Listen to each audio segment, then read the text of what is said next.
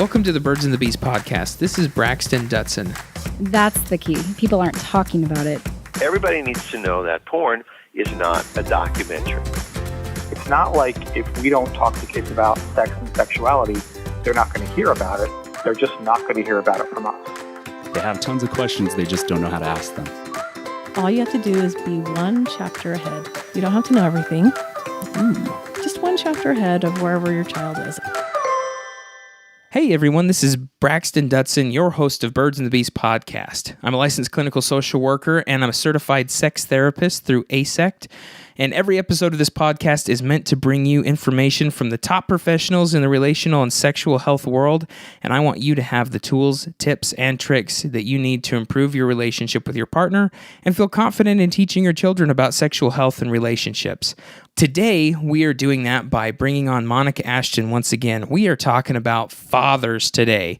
And because it is a special Father's Day weekend, and this happens to be Father's Day on the weekend that this is coming up, we figured it's perfect to talk about where dads are and how sometimes we can lose them in the mix when we have a brand new baby, and how dads play such a huge, crucial role in rearing children, what we can do right now as dads, and what dads need to know about what they bring to the table when it comes to fathering and rearing children. The conversation me and Monica have in this interview today is amazing because we end up talking about essentially Men 101, the transition into fatherhood, what new fathers can expect, what fathers that have just had their kids can expect, as well as the different barriers that they run into, and the way that dads can create their game plan for being a father. My favorite part of this interview is when Monica talks about the emotional regulation of a baby and how dads are crucial in helping a baby emotionally and physically regulate their different stressors, and how dads just innately help their baby do this when they're interacting with them. So stay tuned into the podcast for that because it gets awesome. So new dads, old dads, if you're even planning on having kids, this episode is for you. Any episode that you find that's helpful, I encourage you to share that with one friend, one family member, anyone that you know. If you know a new dad or someone that is expecting a baby or has just had a child, send them this interview.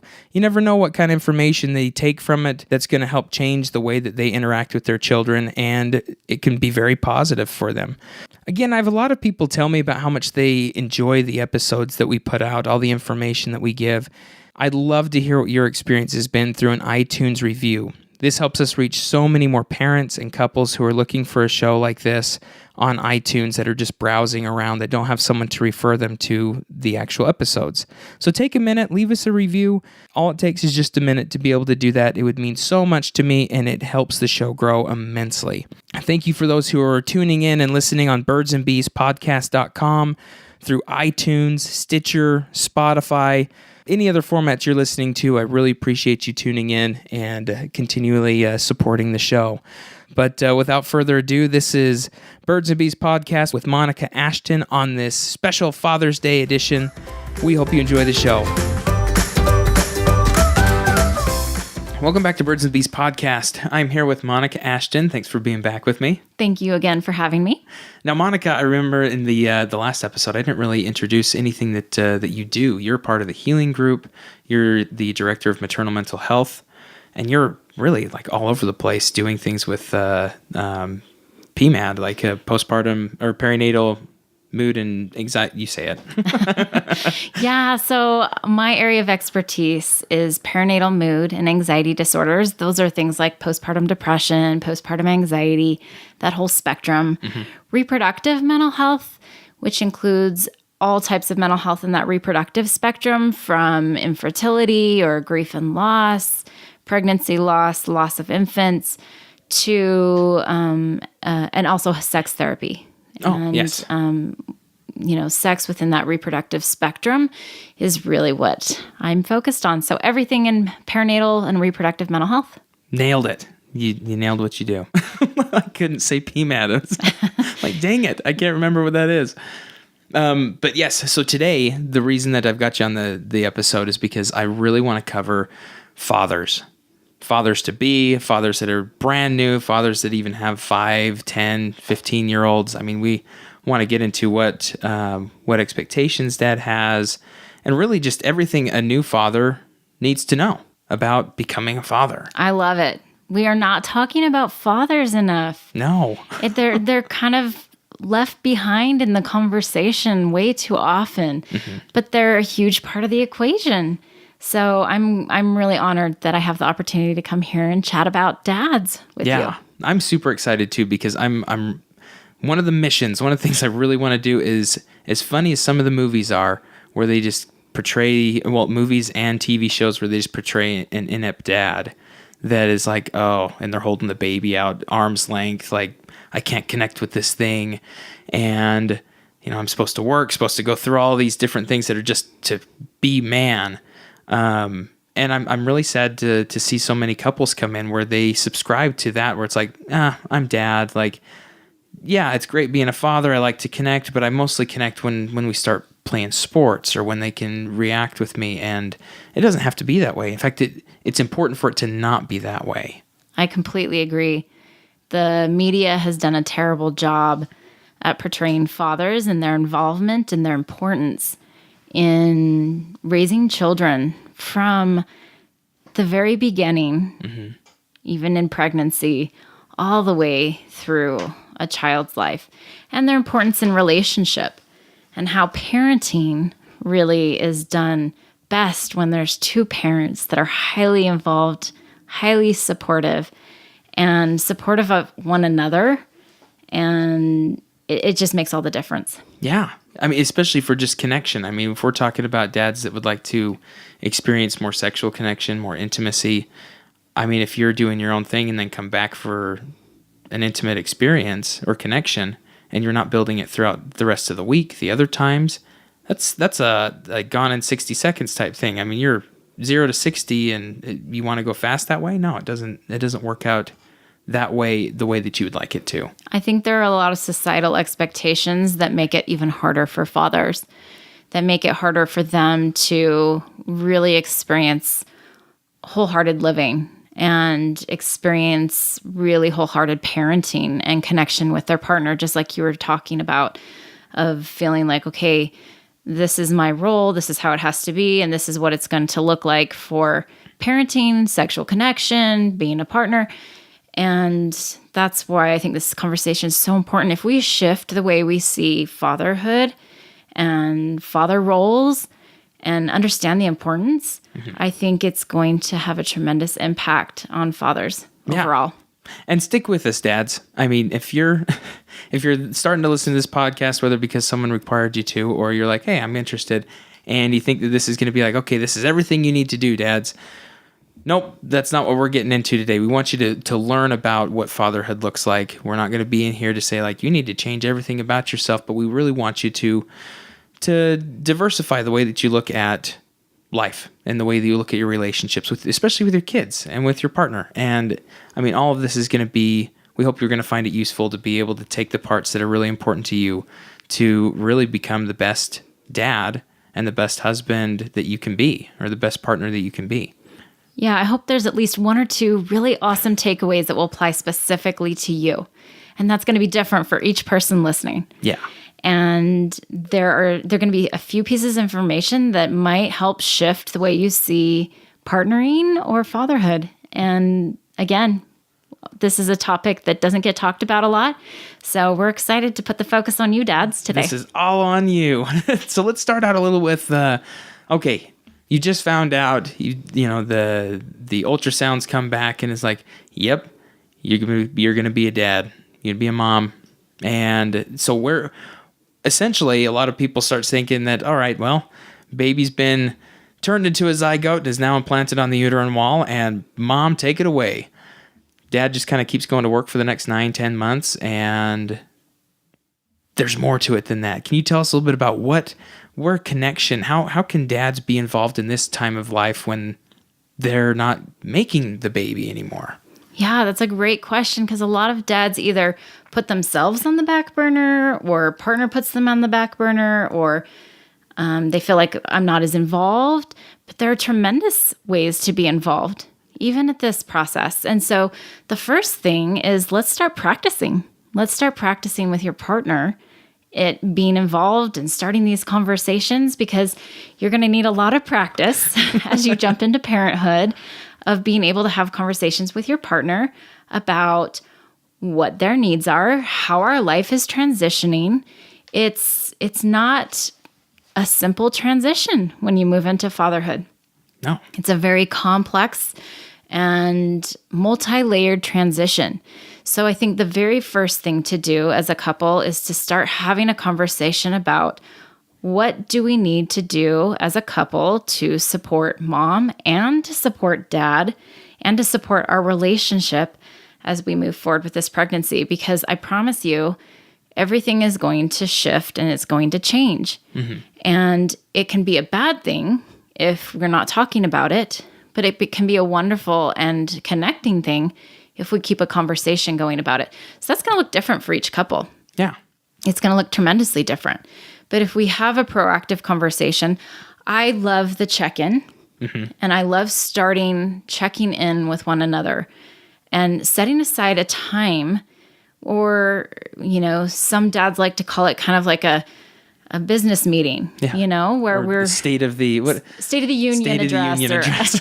State of the family. Yeah, State of the Family address. Because I think it really just starts a proactive behavior of assessing and providing an opportunity to have communication about how each individual is doing. And I like to kind of do that check-in where we're checking in not just on, the to-dos of life, but we're really doing a check-in for each individual to have the opportunity to share. So moms, dads, or partners, if it's a same-sex couple, where we're actually having the opportunity to check in and say, here's how I'm doing mentally, physically, spiritually, sexually, emotionally, just so that we're going through the whole gamut of opportunities of the human experience. And then having the other person really listen. And then maybe ending with, and here's what I could use for support. And maybe it's that other person that isn't able to give that support, but maybe they can help support that person in finding that support. Yeah, completely. It's far too often that men experience we've got to be a sturdy oak. You've got to be aggressive. You've got to be the support person for your partner. Right. And where does your support come from? Who are you? Who's supporting dad? Yeah, who's supporting dad? Dads need support too. And again, don't roll your eyes, men. You do. You do, and it may not look the same as your partner's need for support, and that's okay. But we need to honor and validate that you're two individuals, two human beings that both need support. And so that's why I don't say just listen to what your partner needs and then support that. Nope. You also have the opportunity to share, express how things are going for you on all these different levels, and then ask for what your needs are. And again, sometimes the person supporting is not your partner, and that's okay. But it's just an important way to start that connection piece early, because I promise if you get into this habit early, it will transform the way your life is when children arrive. And if this seems too far-fetched to be like, nope, don't need support, like this is, wooey, it essentially, think of what we look at CEOs. I mean, any big business has supportive branches and meetings and everything to keep the entire company running well. The CEO does not run the entire company. They may be the ones that are saying, these are the directions, these are the things that are going on, but they have board meetings, and they have people that are stakeholders, and they've got all of the different aspects of what runs a business, a company, and your family is the exact same way. If you are trying to do everything all by yourself, you can't. You just can't. And we see that through every aspect of life. There's always some form of support that we need, and that could be from friends, from loved ones, from pick up basketball games on Wednesday. I mean, what things do you need support with? Exactly. I love your business model where it really kind of highlights the fact that it's not just one person running a show that makes things function well. Yeah. We all need kind of these various aspects of our tribe, essentially, to help really create a whole life and a well-balanced life. Because too often, especially if things are hard and dad is the only support and is trying to take it all on himself, you can see a lot of men burn out and have struggles. And then again, that sturdy oak of like, I'm not going to speak up. It just makes things worse. Yeah. And so, yeah, if we're diversifying our needs. Diversifying our needs. I mean, you can look at that on any sports team. You can put any all-star player on a team, and sure, it makes it better. But if all parts aren't functioning, You're not going to win. You can't win. Yeah. Or you win very rarely, and it gets very frustrating, and people burn out. The number one person can't carry a team forever. And pregnancy can be hard. Yeah. Because quite often, there's morning sickness or there's pregnancy complications or sometimes there's loss. A lot of pregnancies end in miscarriage. And then there's grief. And so it's not always smooth sailing. And so it's really important for both partners to have this conversation so that there's an opportunity to express. If we're not talking to one another, if we're not being vulnerable, if we're not creating an opportunity to communicate, again, using your business analogy, it's like trying to run a company without any meetings. I can't even imagine how that could function effectively if we're not communicating with our staff. Yeah. And so let's maybe think of it in the same light. We need communication Completely. for things to operate smoothly. Yeah. So going into that, kind of thinking of your partner's pregnant, or you've got a baby that's on the way, or you're submitting for adoption, and you're in this stage of baby's not here yet, or your child's not here yet. How can you start preparing? Well, anywhere from along the lines of listening to music with your child, in utero, or starting to write letters to your future child, whether adoption or anything along those lines. But really start to imagine and get into a space of, I have this child. How am I wanting to connect with this child? Even though there's not a lot given back, I kind of think of it as making your playbook of being able to, what are some of the drills I want to do with my kid? What are some of the things that I would like to do in connection? Do I want to play games? Do I want to, what are some of the things that I want to teach them? What are some values? What do I hope that they learn by the time that they're 12? You can start coming up with all these different plans even before the game starts. And then as all of a sudden the baby shows up, maybe you've got an infant, maybe you've got a 2-year-old or a 5-year-old, depending on the adoption or having the child show up. But the cool part is infancy, the baby's not doing much but eating and pooping. And eating, pooping, sleeping. And sleeping. And so you've got a lot of time to start into the practice and talking and implementing what you want as things go on, so you have your time to learn. But if you're just sitting back and you're like, yeah, I'm going to just start the game when they're 5 years old, you're going to be behind. You miss a huge window of opportunity if you wait until that time. Yeah. I mean, there's opportunity to connect if baby is in utero, just through attuning them to your voice, interacting with them.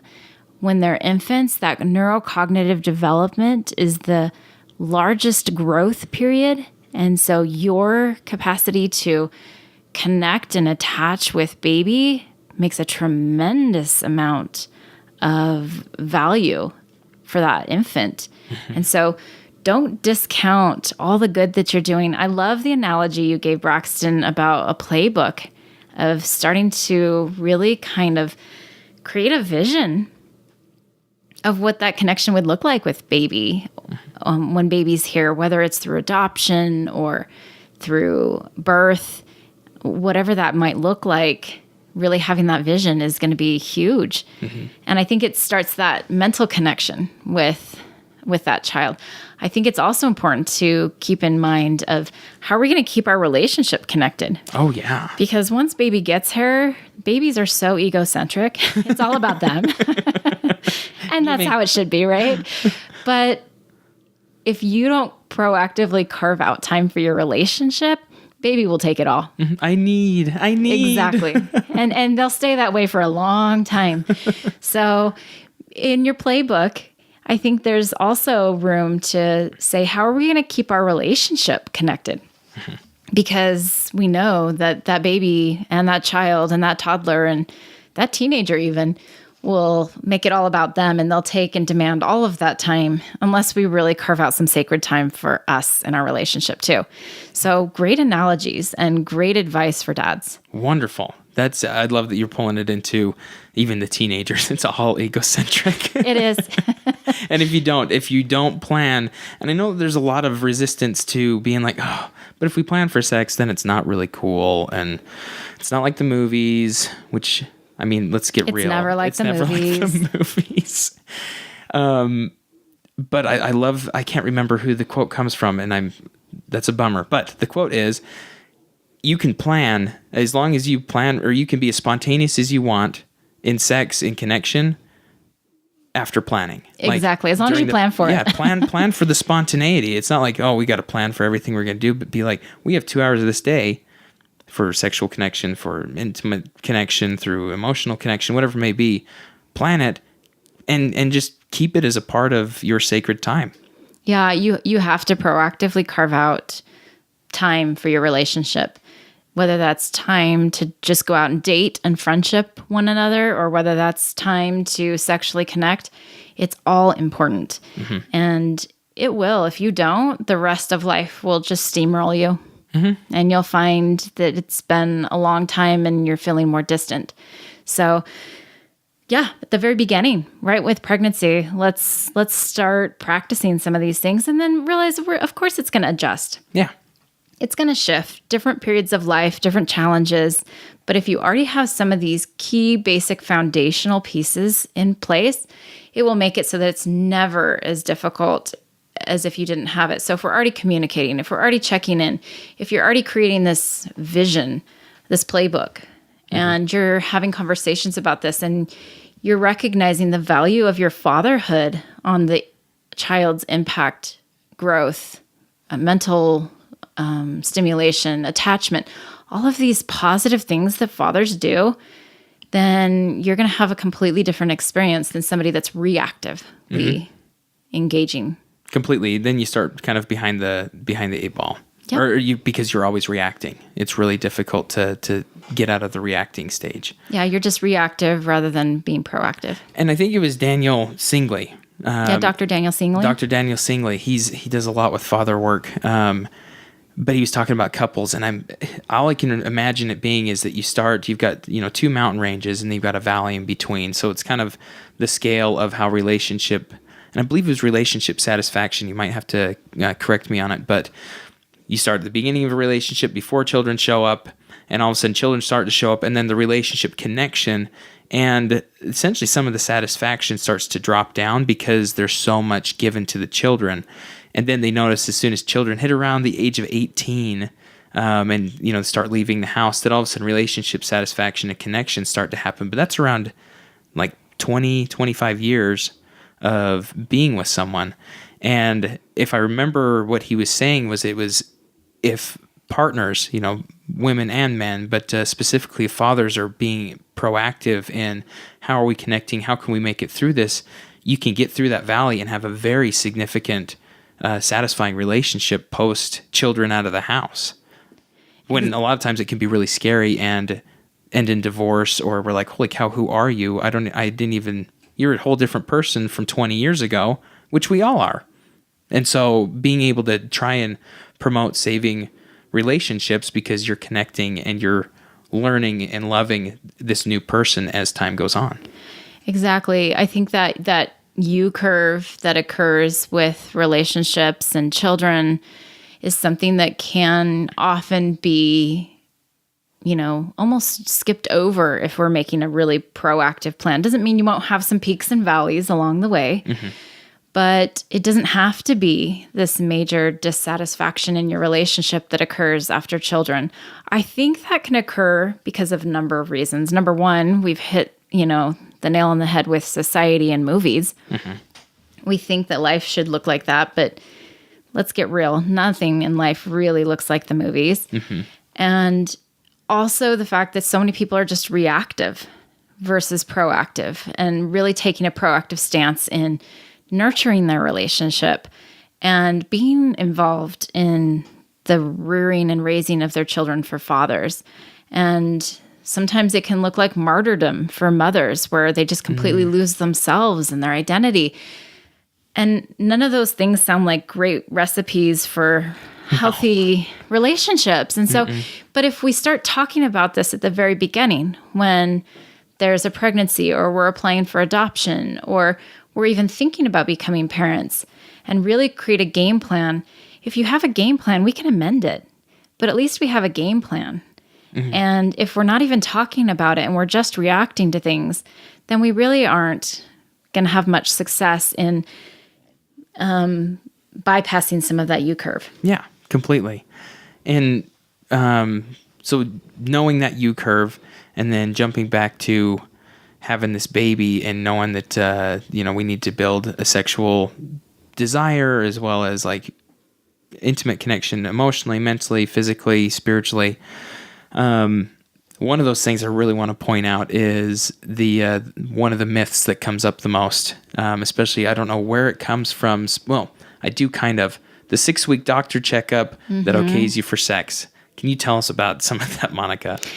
Yeah. So after a woman has a baby, and let's say she has it vaginally, usually it's about 6 weeks after having a baby that she has a OBGYN appointment, and they check her out physically, and then they kind of give her the green light saying, okay, it's okay to have, vaginal intercourse again. Well, I really try to dispel the myth that that's not like the green light as far as go and sexual connection, and kind of taking a step back from that is redefining sexual connection in of itself too, because there's other ways to sexually connect and keep your sexual connection going. Even, it doesn't have to be a vacuum in the 6 weeks. It doesn't mean like, oh, we can't, connect at all. Sexual connection can just even look as simple as cuddling and physically connecting with one another. It doesn't have to all just be about intercourse and orgasm. But yeah, going back to that myth, I mean, there's the overall predictor of your sexual health is your overall health, right? Yeah. So if mom's not sleeping and she's getting up every 2 hours and she's just hanging on by her fingernails, like trying to adjust to life with a brand new baby, there's not much opportunity to really feel sexy, to feel, attuned to relationship. Baby is taking like a huge chunk of her mind and time. Yeah, every hour. Yeah, it's not to say that sexual connection can't happen, but sometimes there's this expectation, or this cultural expectation that, oh, by 6 weeks, mom should be quote unquote back to normal. Everything's going to go back to the way it was. And that's where I try to dispel the myth of, okay, we're going to be transitioning into a new phase of life with baby. Let's transition our sexual selves as well. And we might have to renegotiate, look at how we sexually connect and what's helpful for us. And maybe that is going back to the way sex was for the two of you. And maybe it's not at that time. Mom might not be ready for that level of sexual connection at that time. And that's okay. Yeah. It's totally fine. And it doesn't mean anything about your relationship. It means nothing. It just means maybe mom's exhausted and tired. Sometimes when I'm talking to dads, I try to say, okay, last time you had the flu, did you really feel like sexually connecting? Because that's sometimes how mom feels. Oh, wow. And so, was that like on the forefront of your mind when you were, sick to your stomach and unable to sleep, or, just to kind of give them kind of an idea of like, when you're physically not well, that's not usually like the thing. This is the time. Yeah, exactly. And so it's just kind of trying to give dad a little bit of perspective. But I also have to say that if we start having this conversation early in the relationship, then it's not necessarily a hard thing because we've already talked about it and there's other ways to sexually connect. How are we going to do that during the 6 weeks? Yeah. Again, going back to your playbook.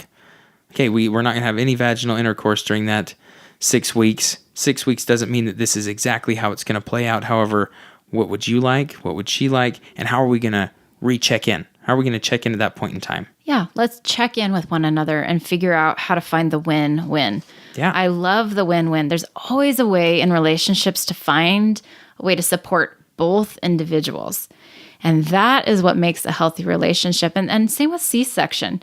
Sometimes people feel like, oh, well, she didn't have the baby vaginally, so then there should be no issue. Hello, she just had major surgery. She had her organs cut open. Yes. Went through her stomach to get a baby. Oh my goodness. And so I really try to keep people back into perspective of, okay, after a major surgery, recovery time, we have to just check in with one another and find out what does work for one another. Yeah. Rather than having these cultural expectations of how it should look. I hate the word should. Yeah.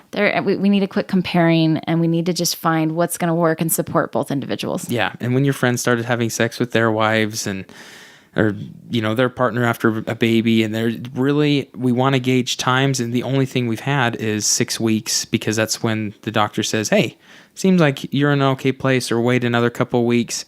And this isn't this isn't the shame that you want to have sex and you want to connect sexually, and that it becomes this gatekeeper of like, leave the women alone.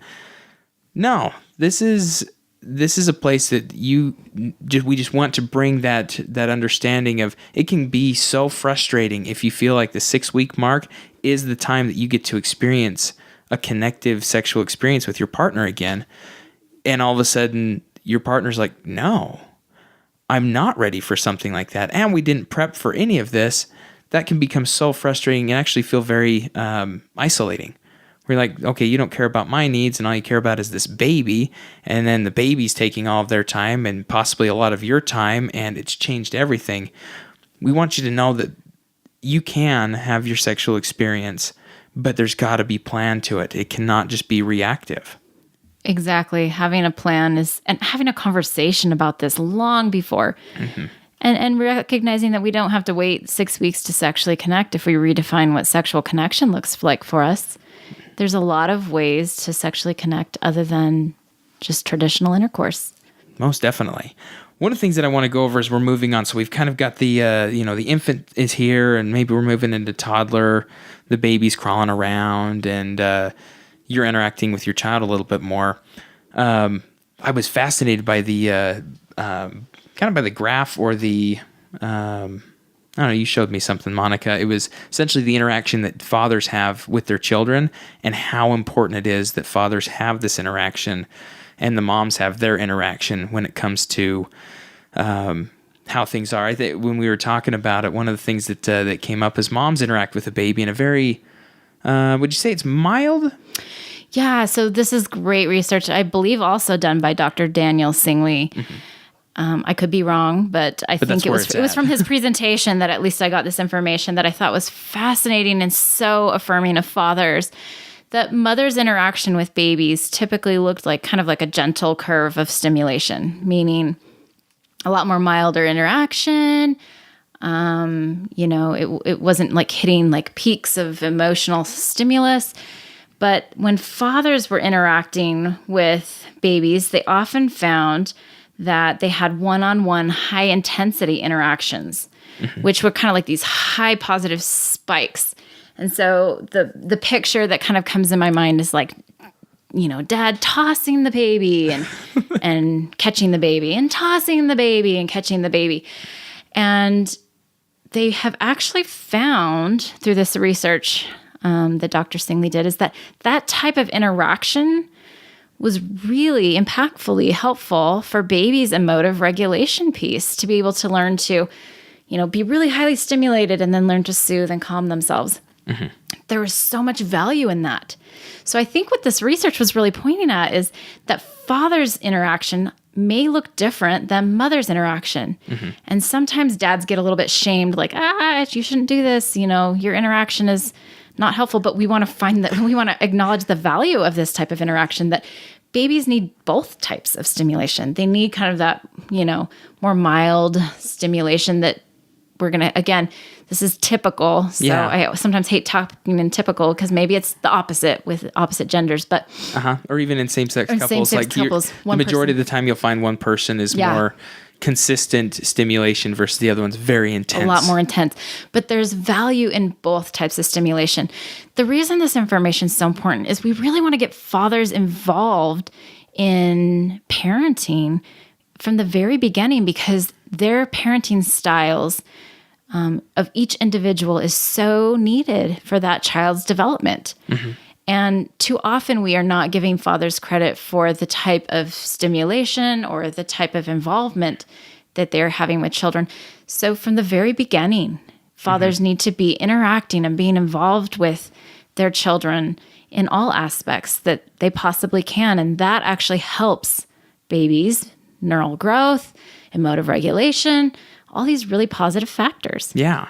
One of the things that stood out to me the most is what you're saying, I guess, for an example of the interactions for the partner that is more of the consistent rolling stimulation. You might be, these are the songs like Wheels on the Bus Go Round and Round, Round and Patty Cake, things like that, where you're moving the body and the body's being moved. It's like, oh, what's happening? And there's some stimulation there.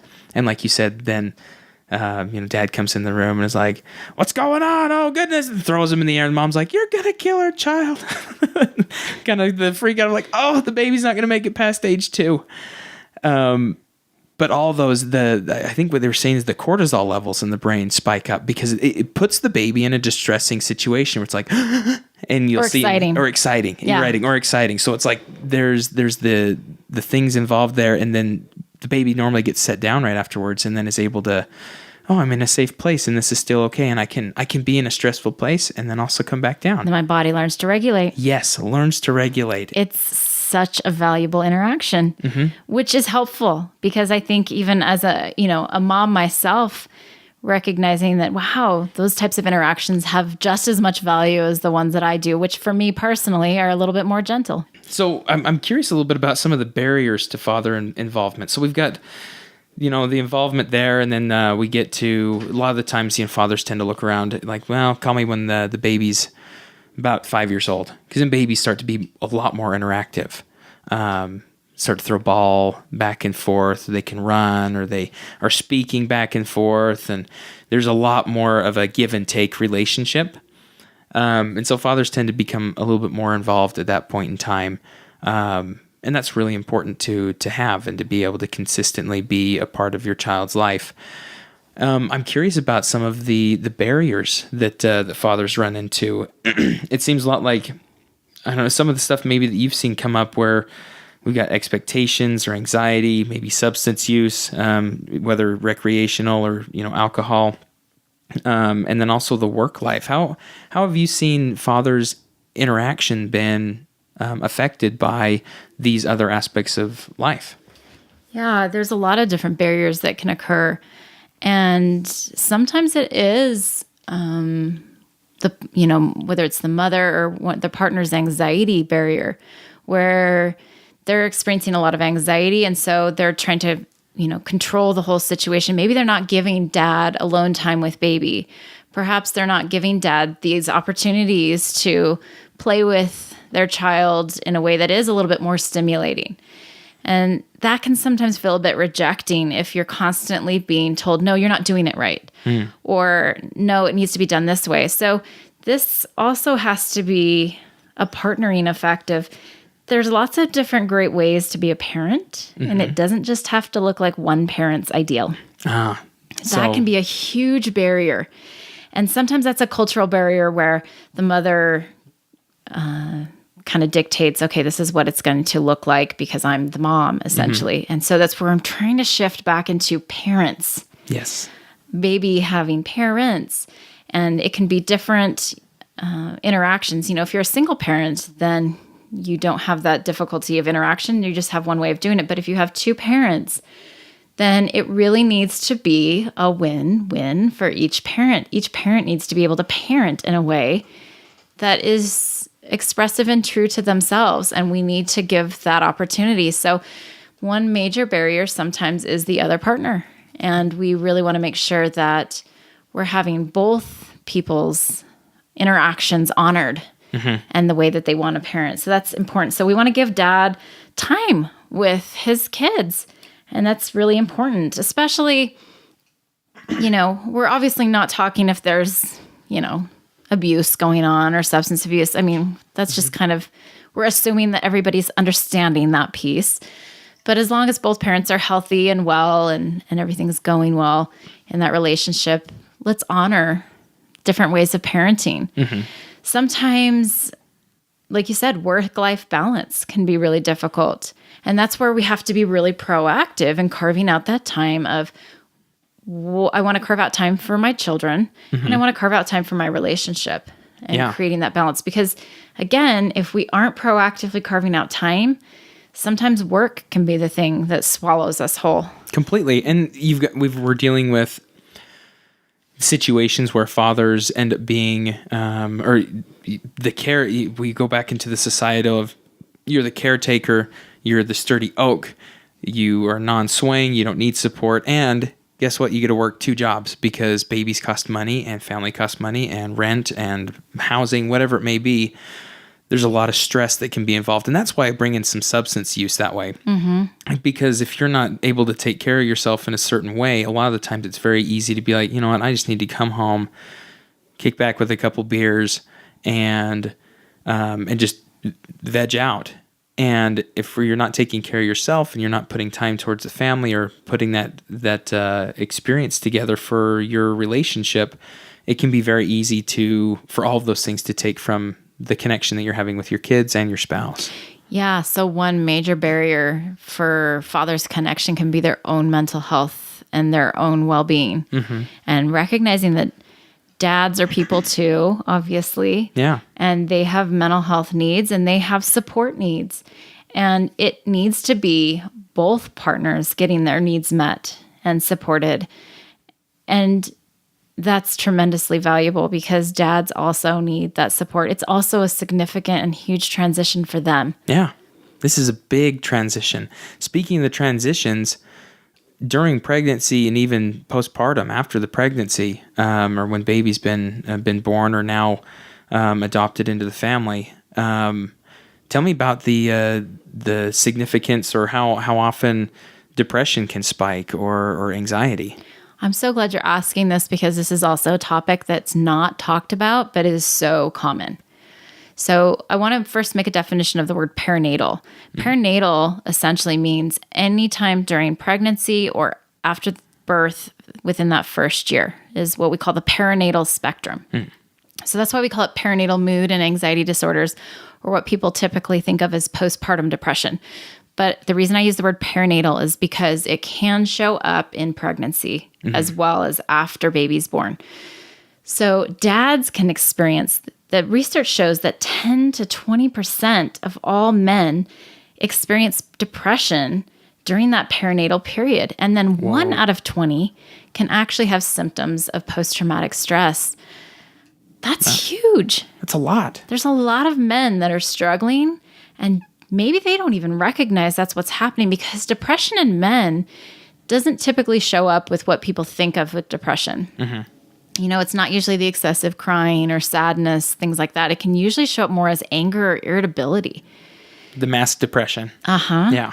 And so we need to be watching for men's mental health as well. When I see couples or if I see a woman in my office for postpartum depression, I usually at some point want her partner to come in as well, whether that's a female or male partner, because their mental health can absolutely be impacted by hers.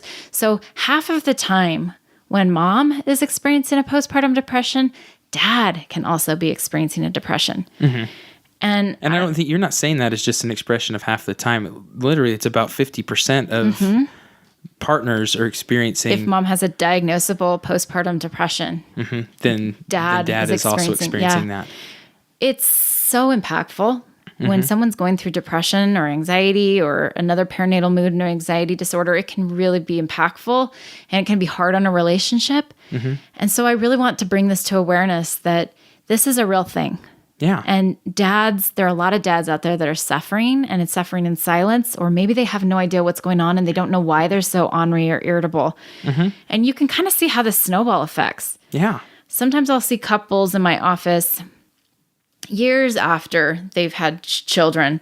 But when we go back and we kind of play detective a little bit, we recognize that maybe some of these relationship difficulties happened after having a baby, and we just didn't recognize that things were starting to deteriorate for one or both of their emotional mental health after that period. Well, the withdrawal piece on it, the like you're saying, anger, substance use, or withdrawal, you end up seeing it's very common to hear, a coach coaching more, or it's like, I don't know what's going on with Johnny. He's here at the home, but he's playing video games whenever he gets home, and he's playing video games Checking until out. early. Yeah, it's just any type of checkout, experiencing a lot of anxiety. All these some of these different things, if they're really not acting the way that you're used to, or if even you're looking at yourself going, I'm acting very different. I don't feel like myself. I don't feel like myself. Things just don't feel okay. Then go get some support. Go get it checked out. Yeah. Just like if you're not physically feeling well, you would go get a checkup. Let's do the same for our mental wellness. If you're not feeling like yourself, let's go seek out therapeutic support. It might be something really simple and some simple interventions. Yeah. And ultimately, again, we're using the word support in the sense of like, hey, this does not mean you need years of therapy. It doesn't mean that you need to tell your buddies like, oh, I'm experiencing postpartum depression. None of that. This is saying, okay, I'm CEO. I'm trying to be in charge. I'm trying to work through things. I'm trying to be supportive in that sturdy oak that the society is telling me I've got to be, and I need a meeting, and I need a board of directors, and I need this. Like, what buddies are we going to? How are you talking to your spouse? Is there a therapist that can talk to you about like, hey, what are some coping skills I'm using? Because right now the only coping skill I'm using is alcohol or marijuana or playing video games or going to work for hours and hours on the day because going home brings on a lot of stress for me. But just once we realize and recognize what's going on, that's the diversifying your portfolio. That's you being able to say, I can do so many other things. I'm not restrained to just one thing, and I can deal with the experience that I'm having, and it does go away when you get support. Exactly. It's such a healthier way to manage things than to escape or to withdraw or to, flood yourself with work and run away from it all. It's important to recognize that if you are not feeling like yourself, whichever partner that may be, let's get support because things will change and they can change. And then we can transition back into wellness for the individual, for the relationship, for the family. And it makes a dynamic difference. Completely. Know that it can show up in many different ways, but it makes all the difference in really putting this as a part of your game plan. Having a baby is a major role transition. Major. For men, for women, for couples. It's significant, and it is a time of stress. So just even having that on the forefront of your mind and understanding that this is a hard time, not to just excuse the stress, but to be able to understand and then to reach out when it gets to a certain level, because we all need support. That as human beings, we were created to be these social connecting animals, and we weren't meant to be these isolative, independent beings. Yeah. It's so dynamic when people start tapping into resources of support. And again, that can look like a variety of ways. That can look like support from your partner, from your family, from your friends. It can look like support from a therapist, a medical doctor, a coach, whomever. But we were meant for support. We are social creatures, and we need essentially this tribe of people around us for wellness. Definitely. And so, in conclusion, essentially, I'm very open and wanting everyone to have their playbook, their game plan. And so here's some ideas of creating your game plan, whether your baby is in utero or 2 years old and you're wanting to, start the game plan now, or you're thinking of having more children somewhere along the way. But wherever you are, you can start there. But let's put together your playbook, your game plan. One of the first ones is do everything. Do everything but nurse the baby. And even then, you can still participate in feeding, whether with formula or with pumping, things along those lines. Be a part of all of it. The good, the bad, the ugly, the diaper changing. Yeah. Be an involved dad. Exactly. And make that plan. How are you going to show up? What are all the things that they need? First one, they're eating, sleeping, pooping. Okay, change diapers, put the baby to bed, and help feed or help do whatever you need to. Make eye contact with baby. Do the baby talk, Yeah. Sing, tell stories, whatever you need to do. Just be involved with that baby on all these different levels. That's a great advice. Yeah. And the one thing I also love is, especially for us guys, we tend to be very oriented in the sense of what's happening next, what's going on. Learn about your baby's development. They are consistently developing in many different ways. I mean, they've got to learn responsive reaction, where they'll grab your finger and then they've got to learn to let go and then grab and let go. That's a part of development. Rolling over. You can have baby training exercises with them, teaching them to do these things, helping them learn the body movement, learn muscle memory. You can be their coach, even when they're infants. This is like a cool thing. You just need to learn about it. It's awesome. Yeah. And having a dad involved in the attachment work and neural stimulation, I mean, that's just doubling the effect that baby's getting because they're getting it from different sources, and that's so important. Mm-hmm. And I think, like you said in the last episode, that have a State of the Union address, do a weekly family operations. How are things going? What's coming up? Plan for time if you're going to be supportive of your wife or your spouse or your partner, make sure they're getting their alone time so that they can rebuild on them. Where are you getting your alone time? How are you going to connect as a partner? How are you connecting with baby? Like, you need to be able to plan out those times along with working through work. And let's look at it through a lens of a win-win. Yeah. We don't have to give up part of ourselves in order for someone else to win. There is always a solution where, as a couple, we can find ways to support one another where each person's needs are being met. There's almost always a way to do that. And sometimes it might just look like a little bit of creative planning. But if you're struggling with finding that win-win, reach out for support, whether it's through a therapist, a counselor, a coach, so that you can get that supported, because there is a way to find it for couples. Definitely. And then also know that you don't have to provide, you can provide more than materially. We've been talking about that. It's more than just a house and money. Communicate with mom and be assertive about it. Things that you want, things that you need, making that win-win, like you were saying. Start your communication early. Yeah. Start practicing at the very beginning. Yeah. Even before baby arrives. Yeah. Start practicing. Connect with other dads. I mean, let's get together. Let's be dads. Dads need dads, just like moms need moms. Completely. Have a guys' night with the guys. Take your babies with you. I love that on so many levels. I'm getting this vision of men like with the baby Bjorns just hanging out. Yep. At the sports bar. At the sports bar, totally. And I guess we're getting a Dave & Buster's here in Salt Lake. Yeah, you can go do all sorts of things with baby and connect in that way, in those ways. And then also there's classes. You can take a basic training for dads. You can get with a coach. You can get with a therapist. One I'll throw out there is I put together a monthly fathers meeting, and it's online, so you don't have to go anywhere right now.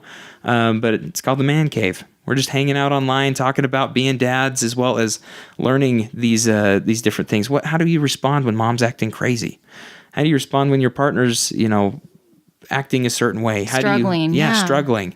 Again, we're connecting with other dads, and also being able to ask questions if there's any. You can ask them anonymously, or you can ask them in front of the whole group.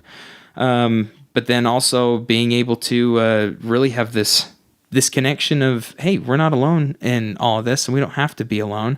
And I talk about baby development. I talk about your development. I talk about other things, and we're all just learning on this together. But it's really a time to just take a step back for an hour once a month to be able to connect. And then every quarter we go out and do something fun. If you're locally in the Salt Lake area, we're looking at going to Buffalo Wild Wings during our next one.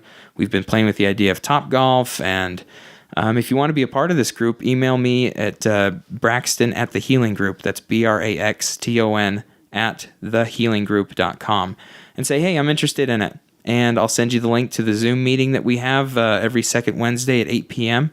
And I'd love to have you a part of the group. Just show up and see what's there.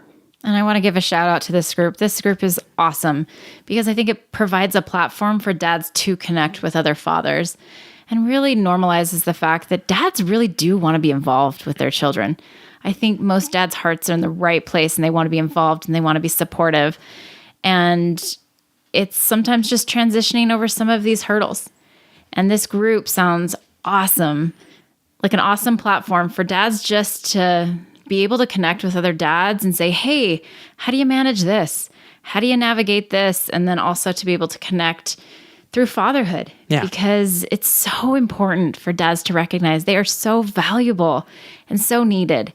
And their needs are also just as valuable and need support. Yeah, definitely. And sometimes it's just like, oh my gosh, this is what happened this week. And everyone's like, oh, yep, been there before. Yeah, exactly. Sometimes it's just nice to know you're not alone. Like, yep. Sorry, man. That's how things roll.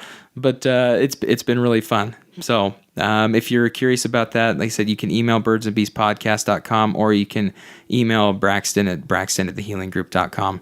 I'd love to have you part of the group. Awesome. Okay. Well, I think that covers a lot of what we were going over today, Monica. I really appreciate you being on the show again. Thank you so much for having me, because this topic is so needed. Fathers' mental support is absolutely critical and just as needed as mothers. And I'm glad that we're talking about it, because not many people are, but dads are just as important. Definitely. Well, we're going to definitely have you on again, and I really appreciate you. Thanks for having me. We'll talk to you next time. Okay. We'll see you in the next episode, everyone. Thanks for tuning in.